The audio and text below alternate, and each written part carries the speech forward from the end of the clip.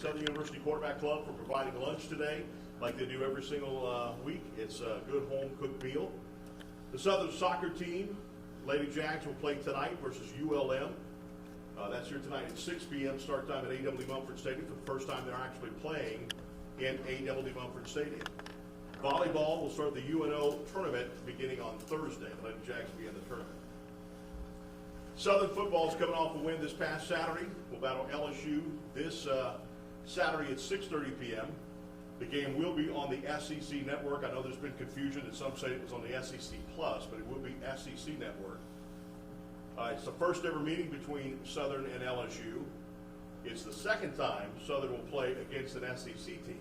2015, we went to the University of Georgia, played the Bulldogs in Athens. They treated us so great. It was only 20-6 at halftime. Georgia was up in that ballgame, 20-6 until the halftime mark. But I remember that from my broadcast booth, watching the band come from way down the street. And I kid you not, if you've ever been to watch the Super Bowl, camera flashes when the human jukebox got into that stadium, it looked like a Super Bowl. Camera flashes were going crazy because they couldn't wait for the human jukebox to get in that stadium. Now, I understand that both band directors, they're real good friends, for Southern and LSU are working for an unbelievable show coming up this week. They're not telling anybody what it'll be, if it'll be pregame or it'll be halftime. But they're going to have some kind of a battle of the bands, and they're going to work together. It's going to be great. I know a lot of LSU fans have told me they cannot wait to see the human jukebox play this Saturday at Tiger Stadium. Of course, there's so many events going on, not only the events you saw in the Advocate with fundraisers and what have you. A lot of the board members and alumni from both universities are putting joint parties together, everywhere from the Lord Cook Center to the LSU Communication Center. Every week this week there's events going on, and it's so awesome to see that. Hard to get tickets to the game. A lot of people are asking for tickets and what have you, so it should be a packed house when LSU and Southern play for the first time, historical matchup, this Saturday night, about 6:37 start time on the SEC network from Tiger Stadium. And of course we'll have it on Q106.5 FM, and of course their signal will be on Eagle 98.1. Without further ado, talk about last week's victory and this week's game against the LSU Tigers. We'll bring in head coach Eric Dubin.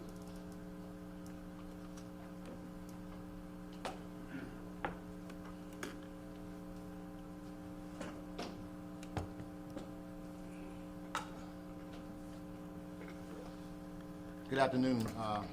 Good to be here again. Coming off last week's victory, I thought our players went out and executed at a high level, and that's what we look for, execution in all three phases when you talk about a special team, offensively and defensively. I got a chance to play a lot of individuals, what I thought also was great, to give some guys some experience to see if we can continue to build that depth. But it still was some things that I thought that need to be corrected, and I'm still going to continue to harp on that because I don't think you can win close football games with having that many penalties. So we did correct those things early Monday morning, and I feel real good about going into this week right here. We know it's going to be very, very challenging, but I do know that our players is up for the challenge. Coach, what did you get from watching the LSU Tigers? Did y'all exchange game film already for the game this week? Yes, we have exchanged game film. There's a lot of talent over there, there's no question about it. Things just didn't bounce their way this past game, but that has nothing to do with the type of team that they have. A lot of talent out there. Just as I spoke to another individual, I know a lot of those guys are not saying that they were going to come, but I did recruit a lot of those guys, especially the guys that are from Louisiana and Texas. So very familiar with those guys, and it's going to be a challenge for us. Coach, have you talked to your players much about what a historic event this is going to be and how to handle that, not get caught up maybe in the emotion and history? Well, don't want to make the game bigger than what it should be. We know it's a big game because it's the next game for us. So they do understand that approach that we are taking. It is very historical, and we're pleased and blessed to be able to play in it. But at the end of the day, we want to go out and prepare and play for 60 minutes. Coach, will y'all be staying at a hotel the night before, or will y'all just leave from Southern to go to the game? No, we're going to do the same thing as if it was a home game. We will be in a hotel the night before. Coach, a lot of people don't see a point in smaller schools playing big FBS Power 5 schools. So, what is the real benefit for your guys in this game? Well, we know the outcome. we say for us, you know, the things that they're able to get. But I think the big thing is giving you a measuring stick to see where your team is at. You want to see how you can line down against some of the best talent. And that's what it's all about, being very, very competitive. Do you go in there thinking that, well, I just want to see how good my team is? No, you go in there to win. I don't think you schedule a game and don't feel confident or want to win. So we're going to prepare that way. Coach, how have you talked to your team about handling these emotions, about so much surrounding this game for the city, for these two historic programs? Have you talked to them about keeping everything even keeled? Well, you know, you got to always have sudden changes, and that's what we believe in. We pride ourselves on preparing our student athletes throughout the whole week, things that's going to take place, people that you're going to play in front of, and that's what you live to play this game for, to have a crowd such as what we're going to have this Saturday. So I think the moment is not going to be big, the stage is not going to be big. We just got to understand it and play football for 60 minutes. Coach, you mentioned the penalties. That was one of the things from the past game that your team struggled with, especially on the defensive line, had trouble with offsides penalties. Did you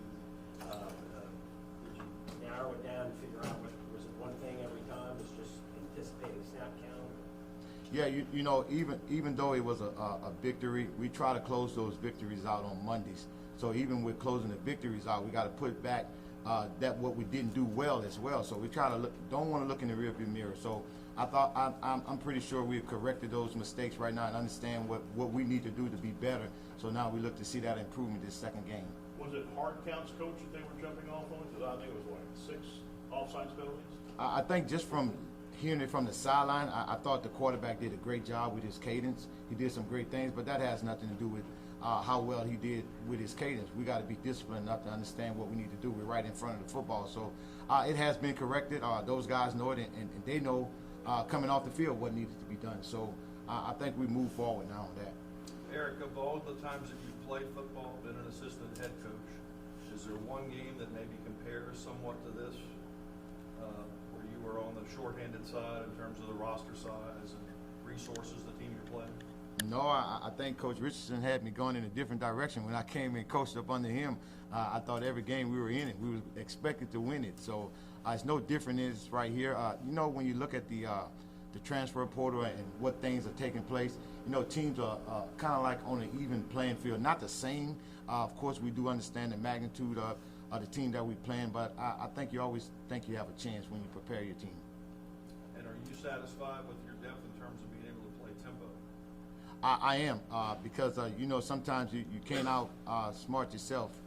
If you don't have the depth to run tempo, don't do it, because you're going to burn your team out. But I feel we have the depth to do the things that we want to do, the type tempos that we want to run. We have several tempos that we plan on using, but, you know, it's all about the game.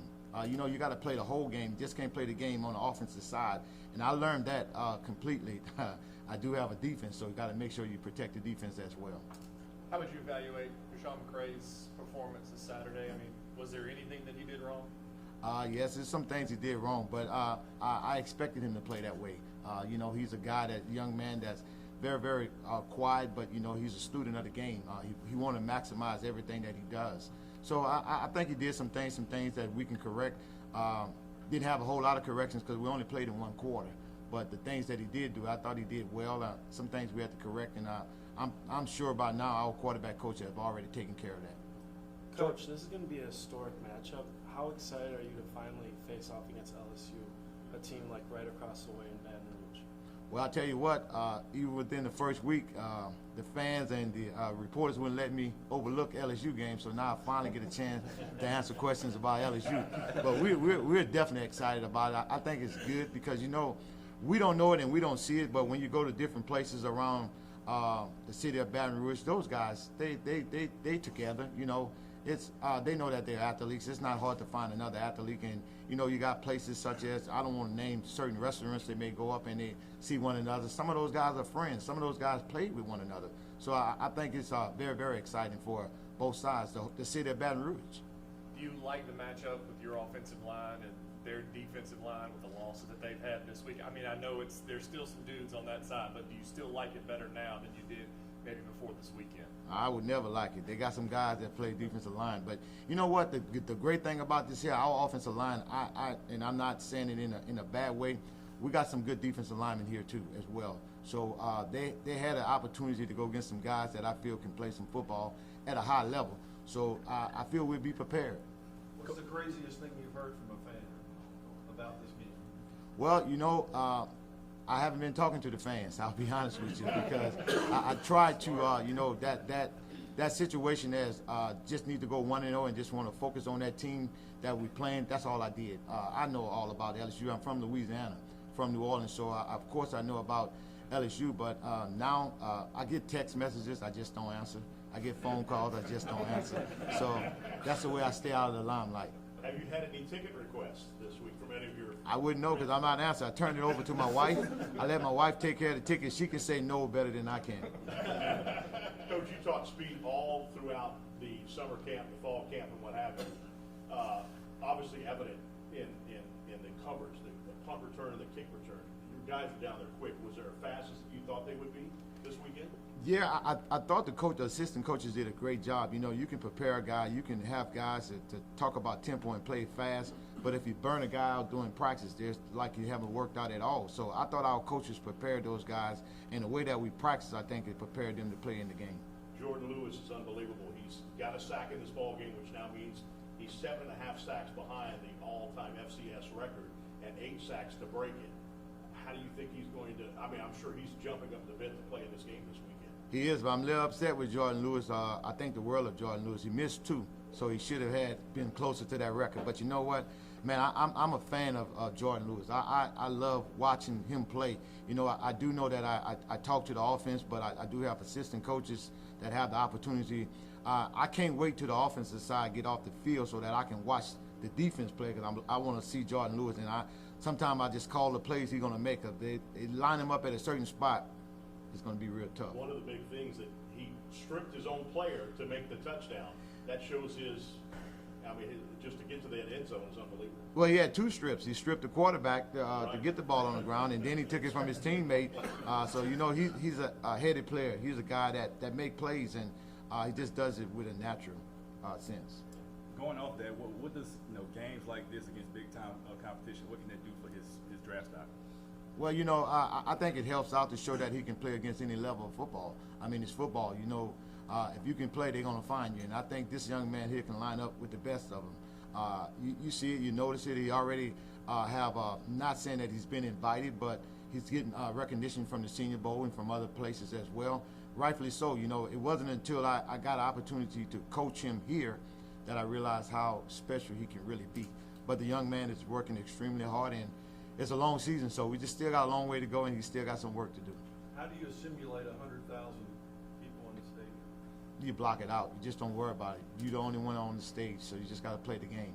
I love it. We love to be the center of it, so we feel it's a show that everybody coming to see, so we love the fans that's going to be there. We know it's football. It's college football at its best. So your guys are cool with playing, even if they can't hear anything. Oh yeah, who loves football better than Louisiana? So we understand the magnitude of this game. We know it's going to be, I say 105, 110,000 screaming fans. Some of them going to be some Jaguars as well. So we feel real good about it. Coach, how beneficial was it to play 4 quarterbacks? And did you see anything that stood out of the 3 besides Deshaun? Yeah, it created well, we're going to always be in competition, but I think it helped the depth-wise to know, because if you got one, in my philosophy, you got none. So you got to have multiple guys to play. The only thing I think that wasn't good, didn't give our quarterback an opportunity to play a full game. You want them to play that full game because you know coming into the season, things going to get a little testy. So, but I thought it was beneficial to play all those guys to see where they were and how can they handle a football game. Coach, for recruiting-wise, do you think this is a perfect opportunity to, with all the eyeballs that are going to be on this game, to maybe hit some pockets of the country that really weren't sure or didn't know about Southern, to maybe get them acclimated to this program? Absolutely. I think it's the opportunity. You got to seize the moment, and I think you get a chance to play against a team like LSU and to be on that stage and to be on television. I think it speaks volume to give Southern University recognition. So, of course, you know, when guys ask what area you recruit, we say the United States. That's everywhere. So we think this is a great opportunity for us. Watching the LSU game on Sunday, did you see any holes that your team hopes to exploit, or are you just kind of focused on playing your own brand of football? We're going to always focus on playing our brand of football, but if I did, I probably wouldn't say it. Coach, what do you think this game means to just Baton Rouge in general, like the whole city of Baton Rouge? I think it means a great deal. You know, when I think about it, I keep going back to it. I mentioned it earlier this week. I think of 2003, and I know there's some individuals in this audience that remember that when they had the Parade of Champions. You know, that's the last time I saw this city come together as one. You couldn't tell who was wearing blue and gold, who was wearing purple and gold, because everybody enjoyed it. And I think that's the way the fans look at it. You're talking about you got two band directors that know one another. Now you got, I know several guys that's on the LSU staff, some guys that are recruited. So, I mean, I think it's more like a family affair, but for 60 minutes, of course, you know it's going to be a different type of game. But I think it means a lot for the city of Baton Rouge. I tell you what, economically, it's going to mean a whole lot for the city of Baton Rouge. What are your thoughts about Brian Kelly? Coming from Notre Dame, he's won in Cincinnati, he's won everywhere he's been. Now the LSU coach, his first game. What do you think? What are your thoughts of Brian Kelly? Well, I mean, you don't have to think much about it, and you can't put one game into the thoughts of Brian Kelly. He's a winner. I mean, just look at his track record, the things that he have done and things he have accomplished. So we don't look into those type things right there. I think he's a proven winner, and he's a guy that's going to get the job done. Have you ever met him and ever talked to him? I have had opportunity. He invited us over to the camp. Went to their camp this summer, and he had a chance to talk with him. What role will the kicking game play? It's going to be huge. I think if you don't prepare in all three phases, you put yourself in trouble. I think it's going to be a big play in it. You look at their kicker; they got a good kicker that can kick it throughout the end zone on kickoff. Of course, he missed a couple of extra points or field goals, but I mean, we know those things been corrected, and I think we got a good field goal kicker as well as punter. Coach, can you just take us back to when you first walked out the tunnel on Saturday, your emotions? I know you were kind of coy during the week and didn't want to give away too much how you would feel, but did you get overwhelmed? Did you feel a lot of things running out that tunnel for the first time? I wouldn't use the word overwhelmed. I would say overjoyed. You know, just to know certain things. I always go back to my father and mother. You know, just watching me getting the opportunity to coach here as an assistant coach, and my parents being very, very involved in my life. But of course now they're deceased. And just to hear the things that my dad always used to tell me when I visit, kind of brought the tears to my eyes. We saw you use just about every running back you had on Saturday. J.J. Sims definitely impressed, but headed into this Saturday, are we going to see as many as we did, or are you going to try to keep him in the game for a lot of it? Well, you know, hey, you get results, you may see a lot of guys, but this depends on, you know, our coaching staff does a good job with rotation of guys because we try to get so many snaps, but we want our guys to be 100% for all 60 minutes. So it just depends on just the rotation and who we feel got the hot hand at that time. Any other questions? So, Coach, you brought up 2003, where both Southern and LSU won national champions in the respective FCS and FBS. I know that there was words about them contemplating playing in 2004. When you were an assistant here at Southern, was it a thing that you wanted to play against LSU? Like, was it something that like you pushed for, or people in the program pushed for? I never pushed for it. I don't think any of the coaches pushed for it because we thought it would never happen, but it did. You know, things change, and now the opportunity is here. Do you think this is a good or bad time to play LSU after this weekend? To me, I always think any time is good to play. I'm competitive, so I just feel like we can play anytime. You know, I have a motto, and it's not a bad motto. We just say spot the ball. So that means we're ready to play anytime. Can we expect to see Jason Dumas on the field this week? Absolutely. We felt that he was in good spirits. We were ready to play if we needed him to play. But we just thought it was a chance for us to get him acclimated to what was going on. And I mean, he knows the defense. He played within the defense for 3 years, so it wasn't a surprise, anything. He could have played Saturday, just chose not to. Several people could have played, but we chose not to play him. Do you think after this game, Southern and LSU playing will become like a more consistent matchup? Maybe not an annual matchup, but just a more consistent matchup? That's out of my hands. The only thing I can say, I had a team prepared whenever they line us down to play. Thanks, guys. Hey, Coach. Thank you, guys. Thank you.